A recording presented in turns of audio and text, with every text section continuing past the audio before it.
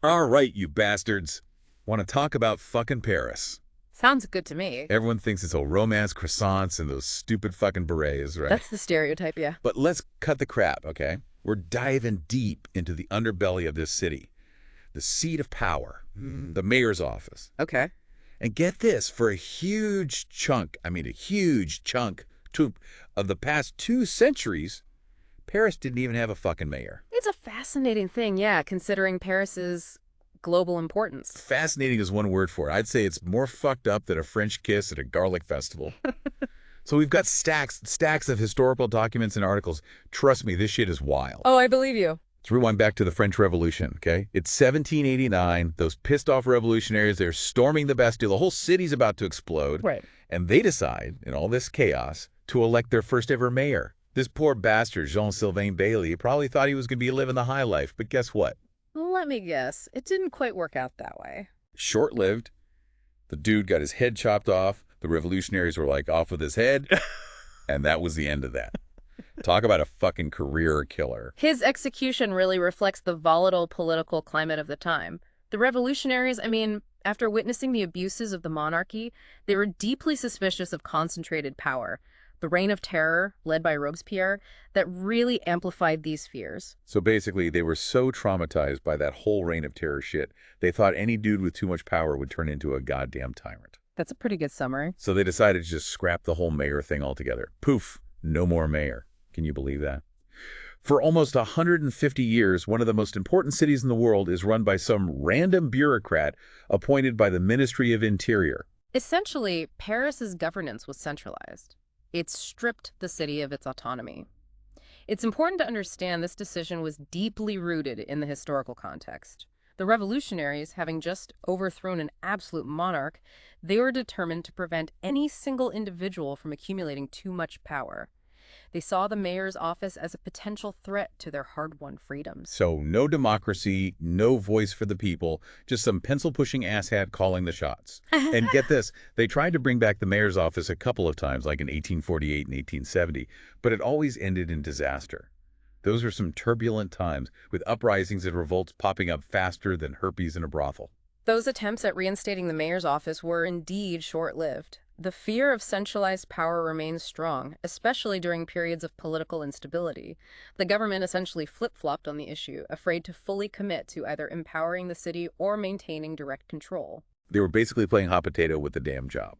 It wasn't until 1975 that Paris finally got its mayoral mojo back. Thank God for President Valéry Giscard d'Estaing. He finally said, enough of this bullshit, and signed a bill to give Parisians a say in who runs their city. It was a landmark decision, marking a return to local autonomy for Paris after nearly a century and a half of direct state control. And guess who waltzes in as the first elected mayor in modern times? None other than Jacques Chirac. Talk about a comeback story. This guy went from mayor to goddamn president of France. From City Hall to the Élysée Palace. Not bad for a dude who started out dealing with Parisian dog shit and traffic jams. Chirac's trajectory is certainly remarkable. He was a charismatic and controversial figure who left an indelible mark on both the city and the nation.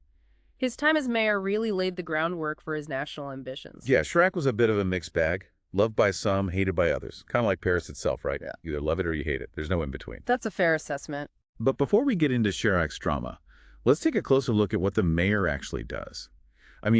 Besides kissing babies and cutting ribbons, what the hell is this job all about? What kind of power are we talking about here?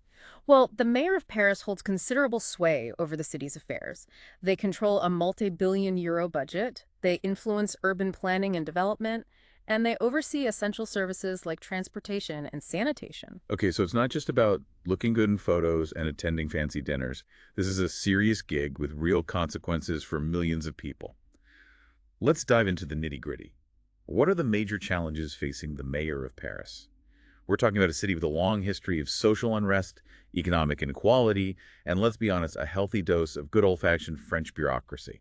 How does one person even begin to tackle all that shit? The mayor faces a complex web of interconnected challenges: housing affordability, traffic congestion, environmental concerns, social integration, and the preservation of Paris's unique cultural heritage.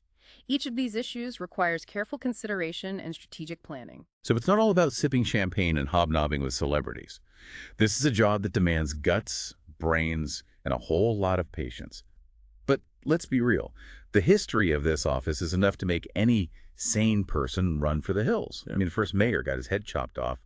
What does that tell you about the pressures and perils of this job? It highlights the volatile nature of power, especially in a city as politically charged as Paris. The mayor operates within a complex web of competing interests and expectations. They're navigating a landscape fraught with historical baggage and contemporary challenges. All right, so we've established that being the mayor of Paris is not for the faint of heart. But let's be honest, who wouldn't want to be the boss of this magnificent city? I mean, the perks must be pretty damn good. Think about it. You get to live in a palace, rub shoulders with the elite, and have a hand in shaping the destiny of one of the most iconic cities in the world. It's enough to make even the most jaded cynic drool. The allure of power is undeniable, especially in a city like Paris, which holds such symbolic significance. But it's important to remember that with great power comes great responsibility. The mayor's decisions impact the lives of millions of Parisians, and their legacy will be judged on their ability to meet the city's challenges and capitalize on its opportunities. All right, so we've covered the historical roller coaster of the Paris mayor's office. We've talked about the perils of power, the allure of the job, and the complex challenges facing the city. Now let's fast forward to the modern era. Who are the players in this high-stakes game of Parisian politics? What are their agendas? And how the hell are they going to make this city work for everyone, not just the rich and famous? Stay tuned, you magnificent bastards, because we're about to dive deep into the heart of the matter. So we've established that being the mayor of Paris is no walk in the park. It's more like navigating a minefield of political bullshit, social unrest, and those goddamn pigeons that shit on everything. Damn straight. That's like trying to herd cats in a hurricane. But let's get back to Chirac. This guy was a goddamn legend. From mayor to president, he was like the Teflon Don of French politics. Scandals bounced off him like bullets off Superman's chest. Well, Chirac was a master of navigating the complexities of French politics. He had this knack, for connecting with the common people, even while he's rubbing elbows with the elite. Yeah, he was a charmer, no doubt about it. But he wasn't exactly a saint, was he? The dude was up to his eyeballs in corruption scandals, embezzlement, kickbacks, the whole 9 yards. How the hell did he get away with it for so long? I think Chirac's charisma, his deep understanding of the Parisian psyche, it allowed him to weather those numerous political storms. He had a way of deflecting blame and charming his way out of trouble. Maybe it's that French charm. They could sell you a moldy baguette and make you feel like you got a good deal. There's an element of truth to that. French culture places a high value on eloquence and sophistication, and Chirac definitely embodied those qualities. So he was basically a smooth-talking hustler who managed to con his way to the top. I think that's an oversimplification. While Chirac was certainly a shrewd politician, he also had genuine political skills and a vision for Paris. All right, I'll give him that. He wasn't all bad. He did some good things for the city, like expanding public transportation and promoting arts and culture. Mhm. But let's be real. He was also a product of his time, a bit of a dinosaur, stuck in his old-fashioned ways. I see your point. Chirac represented a particular era in French politics, one that was less attuned to the social and environmental concerns of the 21st century. Exactly. The dude was probably still using a rotary phone and fax machine. Maybe. And that's where Anne Hidalgo comes in, right? The first woman mayor of Paris. A breath of fresh air in that stuffy old boys club. She's like a bulldozer in a china shop, shaking things up and pissing people off. Hidalgo's election marked a significant shift in Parisian politics. She represents a more progressive and environmentally conscious approach to governing the city. So she's all about bike lanes, vegan croissants, and gender-neutral toilets. Well, Hidalgo's agenda is certainly focused on modernizing Paris and addressing issues like climate change, social inequality, and affordable housing. She's not afraid to challenge the status quo and implement bold policies. But let's be honest, Paris is still a city of contradictions. You've got your fancy boutiques and Michelin-starred restaurants next to gritty neighborhoods and homeless encampments. Can Hidalgo really bridge that gap? Or is she just rearranging the deck chairs on the Titanic? That's the million-euro question. Hidalgo faces an uphill battle in trying to reconcile the competing demands of a modern metropolis with its historical legacy and social complexities. She's made progress in some areas, but she's also faced criticism for her handling of certain issues. So she's not a miracle worker. Big surprise. But hey, at least she's tripping, right? She's got balls, I'll give her that. She's not afraid to take on the establishment and ruffle some feathers? I think Hidalgo's willingness to challenge conventional thinking and push for progressive policies is admirable. Whether she'll ultimately succeed in transforming Paris remains to be seen. All right, so we've got the old guard represented by Chirac and the new wave led by Hidalgo. But what about the people caught in the middle? The everyday Parisians trying to make ends meet in this expensive, overcrowded city. What do they think about all this political drama? Are they buying what these politicians are selling? The Parisian population is diverse and opinionated. Some embrace Hidalgo's progressive vision, while others long for the perceived stability and grandeur of the Chirac era. There's a constant tension between tradition and progress, between nostalgia and the desire for change. Sounds like a recipe for a goddamn civil war. It's more of a lively and ongoing debate about the direction of the city. Parisians are passionate about their city, and they're not afraid to voice their opinions. I guess that's what makes Paris so goddamn captivating. It's a city that never sleeps, never stops evolving, and never fails to surprise you. It's a place where history and modernity collide, where beauty and grit coexist, and where the human spirit is constantly tested and redefined. Paris is a microcosm of the human experience, a city that reflects both the best and the worst of humanity. It's a place that inspires, challenges, and ultimately leaves an indelible mark on everyone who experiences it. All right, so we've talked about the past and the present. Now let's gaze into our crystal ball and see what the future holds for this magnificent city. What challenges will the next mayor face? Will they be able to navigate the political minefield and make Paris a better place for everyone? Or will they succumb to the pressures of power and become just another cog in the machine? The future of Paris is uncertain, but one thing is for sure. The city will continue to evolve and adapt to the challenges of the 21st century. The next mayor will need to be a visionary leader, capable of balancing the needs of a diverse population with the demands of a globalized world. So it's a tough job, but somebody's got to do it. And let's be honest, it's got to be better than being a goddamn garbage collector or a sewer worker. Every job has its challenges and rewards. The mayor of Paris has the unique opportunity to shape the destiny of one of the world's most iconic cities. All right, so we've covered a lot of ground today. From the bloody French Revolution to the modern-day political battles, we've seen how the mayor's office has been a source of both power and controversy. But through it all, Paris has endured. It's a city that's been knocked down, rebuilt, and reinvented countless times, and each time it's come back stronger, more vibrant, and more captivating than ever. Paris is a testament to the resilience of the human spirit. It's a city that embodies both the beauty and the chaos of life, a place that constantly challenges and inspires us. And let's not forget the goddamn croissants. Those buttery, flaky masterpieces are reason enough to love this city. But before we wrap things up, let me leave you with a question. Considering the long and tumultuous history of the Paris mayor's office, what do you think it says about the city and its people? Are they a bunch of hopeless romantics clinging to the past? Or are they a resilient and adaptable bunch, ready to face whatever the future throws at them? That's an excellent question. I think the history of Paris suggests that its people are both tenacious and adaptable. They've weathered revolutions, wars, and social upheavals, emerging each time with a renewed sense of purpose and a determination to rebuild their city. All right, you fancy fucks. Yeah. Let's get down to brass tacks, all right. We've talked about the history, the drama, the whole political carousel of the Paris mayor's office. Yeah. But let's cut the crap and talk turkey. You know what I'm saying? Sure. What does all this power actually mean for the average Parisian schmuck? The guy just trying to survive in this city. Well, the mayor's influence on daily life in Paris, it's pretty significant. Yeah, their decisions impact everything, from transportation and housing to cultural events and public services. Right. It's not just about the grand gestures, it's about the nuts and bolts of keeping the city running. So it's not all about hobnobbing with celebrities and posing for photos with a baguette in one hand and a glass of champagne in the other. There's actual work involved. Right. Oh, absolutely.